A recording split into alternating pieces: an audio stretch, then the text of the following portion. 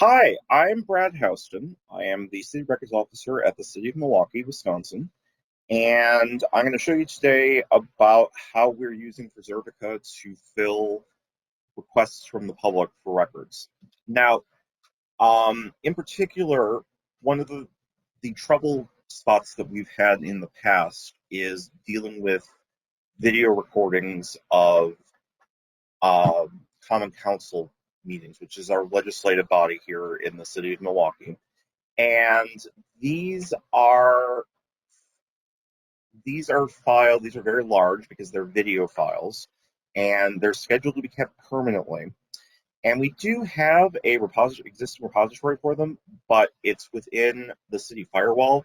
So what we would have to do is we have to download it from the dark storage and reformat it because it's in a terrible format from the dark ages often, and then either have the person come in and bring in a flash drive, or if it's small enough, send it via email, which I don't like, and then if it's big enough, we can't do that. And what Preservica is allowing me to do is it's allowing me to put these on a platform that allows us to deliver it without having to worry about the firewall and about figuring out how to get it to them. And at the same time, it's preserving that record for the long term in a way that our existing dark storage may not be. So I'm going to just walk you through. I have, as you saw from the publicity, a 5-step program. The first step, this is sort of step 0, is from your homepage here.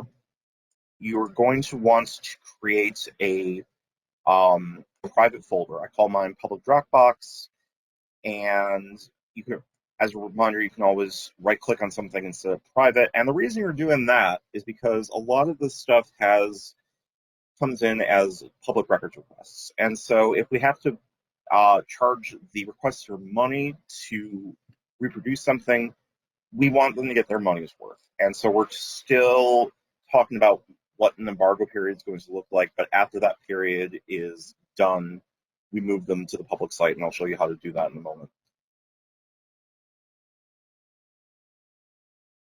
For now, let's go into that public Dropbox. And so you have a couple of files there. The way you get them there is the same as adding any other folder or file to your instance. In this case, we're going to add this, and we're just going to drag and drop it to the folder in question. It'll go through all of this fun stuff on the side here. And while it's doing that, I have already uploaded this twice to show you sort of different steps of this.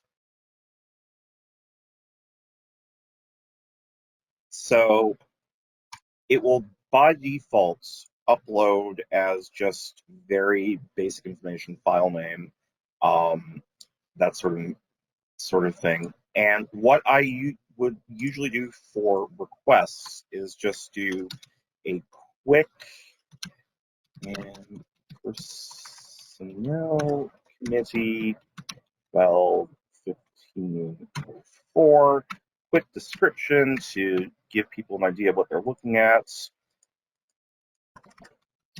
on lead program grant implementation, because that's what the people are looking for it in this case. All right, so that's what I'm going to give to people if they're in a hurry. If they're not in a hurry and we want to prep it for making it fully public, we're going to go in and do the additional metadata.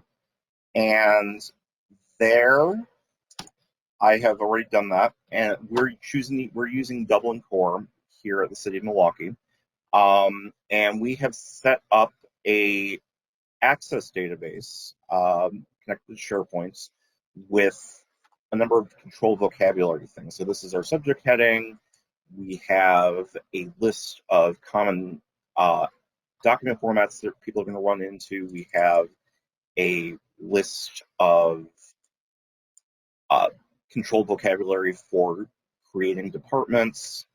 And in our main table, we have a database, we have an auto number field set up so that when we have a new one, F and P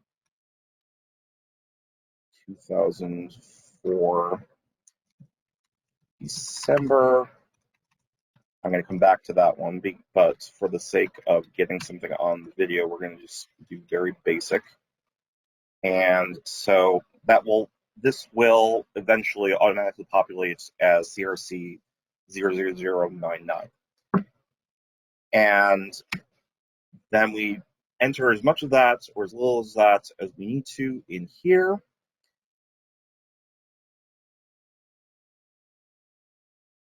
And then, very important step, because the whole point of this exercise is to share the file, what you're going to do is you're going to right-click on the file, and you're going to say set to public. That is so that somebody can find the file, but it doesn't necessarily appear in your browsing until they've had a chance to look at it. So to get the file to the person, you just go to your public portal, and you can do that most easily by saying view public. And this is a hard link, so you can just send it to them, or you can click on the share via email, and it'll automatically paste the link, and you can send it to your patron as you want. Last but not least, when they've had their chance to look at it, we say, okay, this is important enough that we want it on the public site.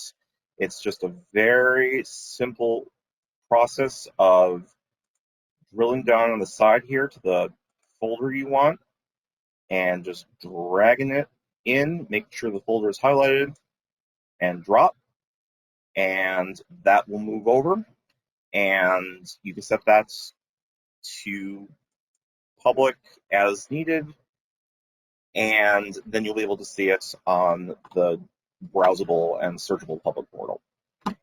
So that's my process. You may find one works better for you, but I think as a access and preservation solution, this is a lot better than what we had been using before. And so for that, I'm grateful for Preserve.